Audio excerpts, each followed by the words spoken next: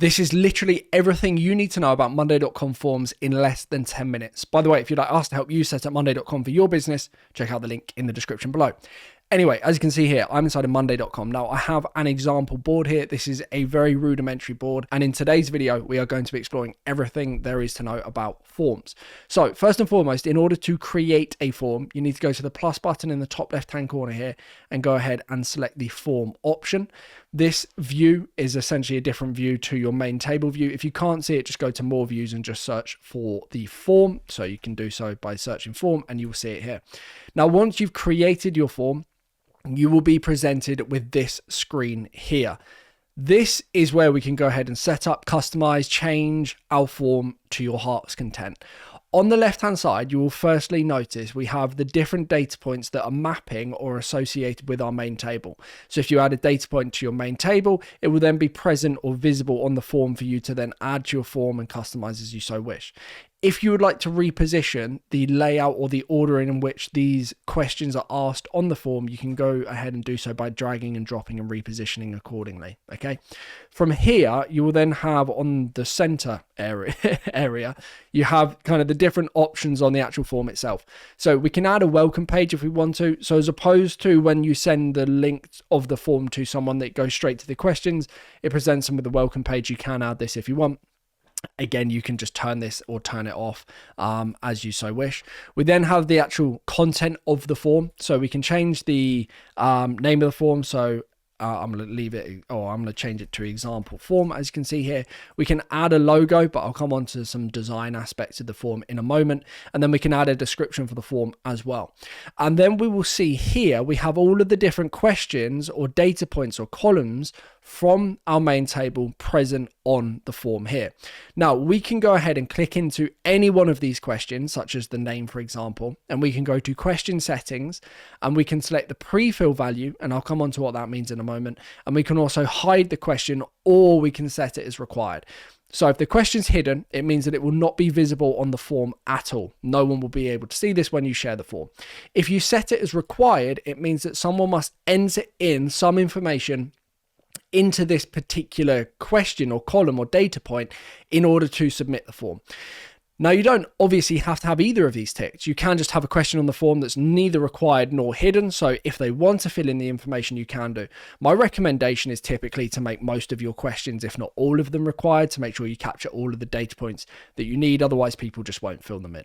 We then have this pre-fill value here. Now, this mainly applies to when you are sharing the form internally with other people that have either a Monday.com account and probably and most likely an account to your Monday.com system. So what you can do is pre-fill data points from the account, which is i.e. their Monday.com account, and then you can select the field that you would like to pre-fill, such as their email name, their title, their phone, first name, last name, location, time zone, or managing name. These are all data points that are tracked against your Monday.com profile. Or you can pre-fill them with URL parameters. Again, that's slightly more technical, so I'm not going to go into this.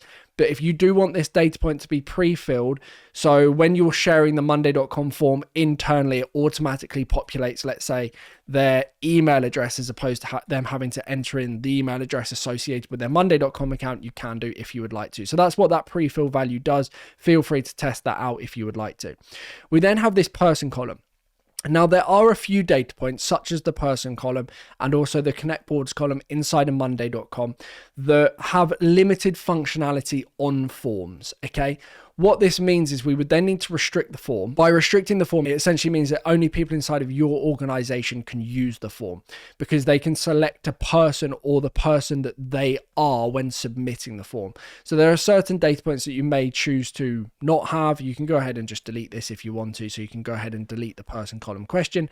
That would then, in this instance though, delete the data point from the main table. So you've got to be very mindful between hiding versus deleting on forms, and of course the main table as well. And then we have conditional logic, which is the third thing that I want to show you. So conditional logic essentially means that if data point is equal to Y, then show X.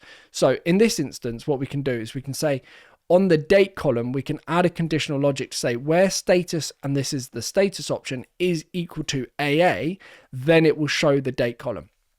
If the status is not equal to AA, then the date column will not be shown.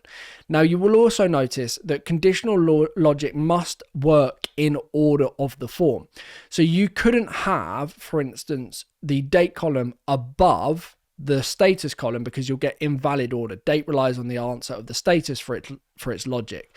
So the conditional logic must also work in order of the questions that you are asking. So do be mindful of that. But you can set up conditional logic here. Also, on the question settings, you will notice that you will have some unique question setting options dependent on the column type. So for the date column, we've got today as default date. You can select that yes or no. And then also select whether you want to include the time, yes or no.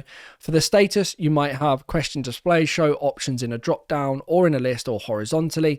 And then you can cut and then the options order can be customized as well, or randomized or alphabetical. So you'll have some different question setting options dependent on the question or the column type that you are using.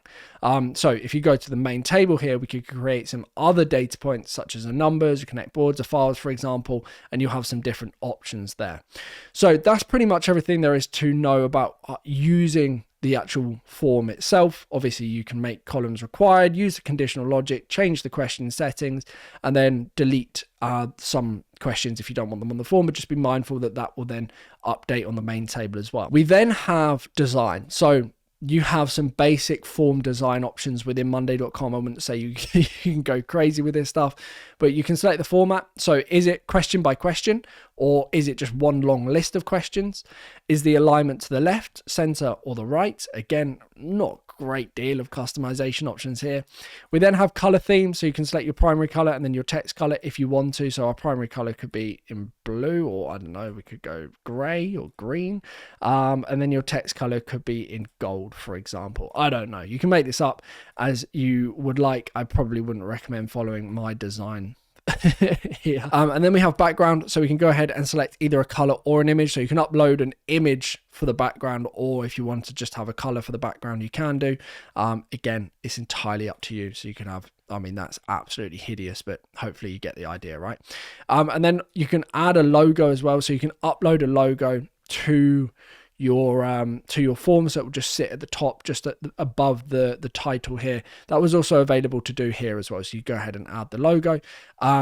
You can also add a logo alt text if the logo cannot load for any reason, and then we can go ahead and set the header alignment, so left, either center, or to the right. And then you can select the logo size as well. So that's going to depend on the size of the image that you're uploading.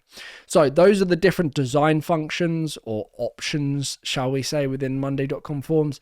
And then finally, we have settings. So there's a list of different setting options that you'll have available here. I'm just going to run through them as quickly as I possibly can. So we have submit multiple forms. It will just show a button at the end of the form to submit another form. You can allow the form to be saved as a draft, meaning that if they go away from the form and come back, it will maintain the questions that they didn't submit, or if they've partly answered the form, it will keep the questions. You've then got anonymous forms, so keep answers of submitters anonymous. You can tick that yes or no. You can add reCAPTCHA to the monday.com form if you would like to, or you can have that turned off. You've got response limit, so limit the amount of responses you receive. So you could say you only want to receive, let's say, 10 responses, so you could go ahead and enter that in there, and then once that's done, then the link will stop working. You can schedule a close date as well, so if you want to distribute the form and then you only want people to be able to, let's say, apply via the form up until the 31st of October or whenever that might be, then you can do. We then have the form language, so English, and then after submission options, you can allow submitters to view and download their submission.